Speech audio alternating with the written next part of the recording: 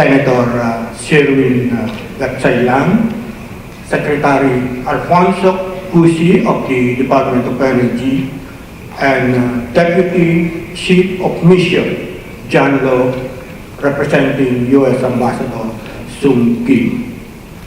Of course, I'd like to greet my former boss in NEDA, Dr. Balisacan. Kamusta po kayo? Also, a pleasant morning to our guests from the private sector and the academy who are here to witness this momentous event. For us, from the University of the Philippines Statistical Center Research Foundation, or UPSCRFI in short, it is indeed a great privilege to forge the partnership with the Department of Energy on the implementation of the Gas Policy Development Project, or GPDP. The Foundation fully supports the government's effort in promoting sustainable energy by providing technical guidance in the implementation of priority policies and projects of the Philippine government. As an academy-based foundation, we promote balanced and unbiased guidance to our partners and ensure that our efforts are grounded on socio-economic and political realities. In implementing this undertaking, the Foundation is in a unique position to call on the different institutions and departments within and outside of the University of the Philippines. As we see it, this project will require an interdisciplinary approach to ensure a holistic and objective understanding of the sector. Recognizing this, the Foundation has reached out to our partners in the university, such as the College of Engineering and Business Administration, and we are glad of the support that we receive from them for this project. Also, we are grateful for the opportunity of working with the Department of Energy and the U.S. State Department in the implementation of this project. The team is also looking forward to continuing its engagement with the Senate Committee on Energy, headed by Honorable Senator Gatchailan, in the development of the law on natural gas and in sustaining policy support through the establishment of Philippine Energy and Policy Research Institute at the University of the Philippines.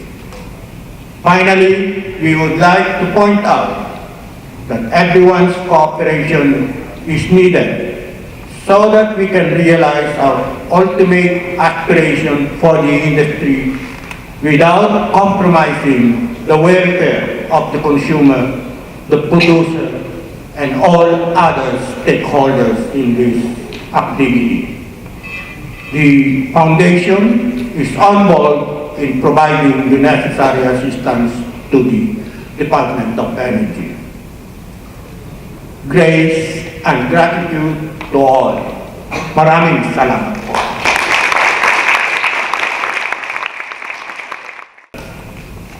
I'd like to acknowledge the presence of Deputy Chief of Mission John Lo, representing Ambassador Kim, who I understand cannot be present because of some other urgent matters, and other dignitaries from the embassy, Dr. Balisacan, and of course I can see Dr. Ramudo, who I always engage as my sounding board, especially in my early times at DOE. Some of the policies I have been engaging her. other industry players present, and my colleagues in the government. Again, good morning. That's right, as Senator Gatchalian mentioned, the Philippines is ready for business, and DOE is open for business. We have been encouraging, inviting investors to engage in energy industry. And to make sure that the investment or the proposals will be processed on time without delays, as mentioned by Senator Gatchalian, we have already the EO 30 that would guarantee processing of projects that are declared as energy project of national significance in 30 days. In action on our part, on the parts of other agencies involved, the project is being approved. So, and thank you, Senator Win, for the EVOS, so that will be more transparent in our process of applications of all business proposals. And the Philippines has been striving to make waves in the energy industry. Looking at the country's current energy landscape, as presented by Senator Win and Yusek Marcos to the energy trilemma lens, we have been performing exceptionally well in terms of environmental sustainability. In fact, for 4 consecutive years, we have ranked first among 125 countries in the World Energy Council's Trilemma Index. US is 93 in sustainability. That's where we beat all the other countries, including the US.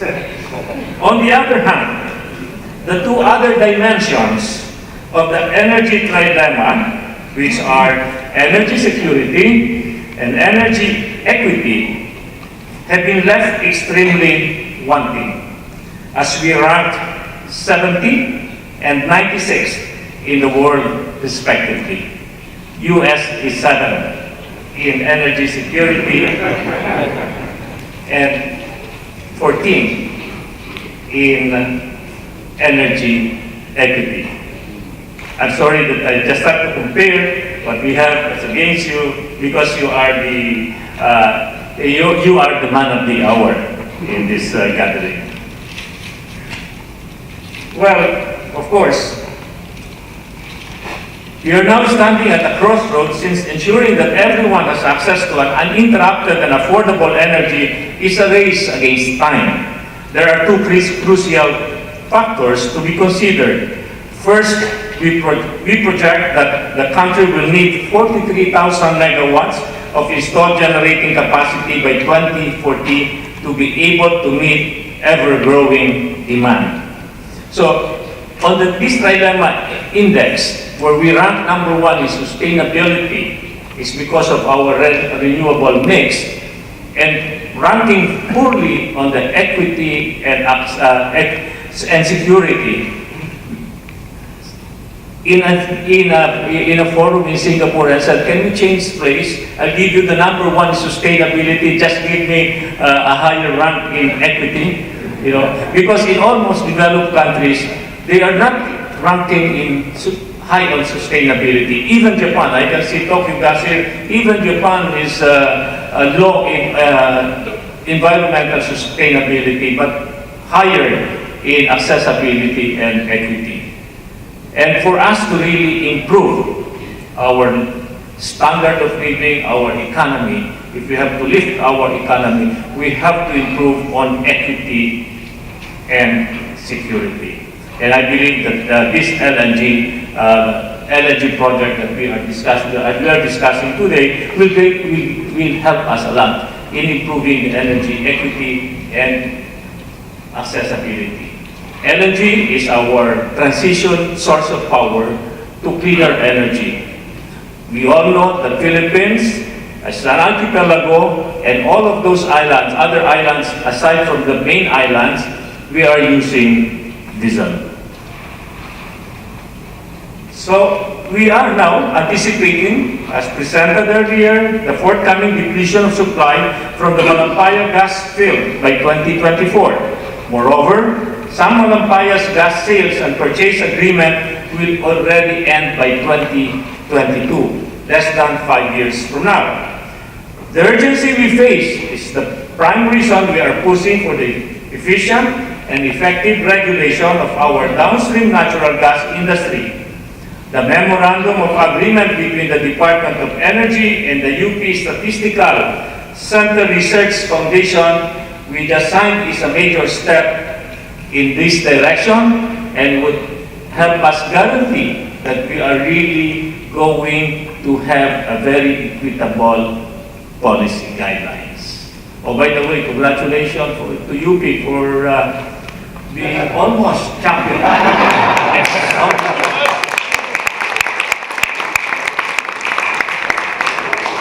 Technical support to be provided by the Gas Policy Development Project proved to be invaluable in our quest to secure the supply of energy and establish the Philippines as a regional LNG hub. As you all know, that we are aspiring to be the hub for the region, as the region will become a net importer of LNG in the coming years. And not only to become hub, not only for our national energy security, this is another objective that we are aspiring for. We miss already to be the hub for maritime, for aviation. We hope that we can make it in LNG. Yes, time is of the essence. Equally important to our goal, however, are the integrity and soundness of all related decisions and processes. In this regard, our friends from UPSCRFI would be able to provide us with extensive understanding of LNG industry developments, independent recommendation on LNG investment proposals, as well as policy guidelines on related bills, including the Philippine Downstream Natural Gas Regulation. All this will foster the sustainability of further activities that would stem from the GPDP. We would like to express our sincere gratitude to UPSCRFI and the U.S. Department of State for helping us realize our country's energy agenda. On the lighter side, considering U.S. is one of the top exporter of LNG, U.S. might want to put up an LNG base here in the Philippines. I would repeat, LNG base. The task ahead is a great one. Nevertheless, we continue to assure you that attaining energy security and equity are our top priorities. Thank you and mabuhay to all.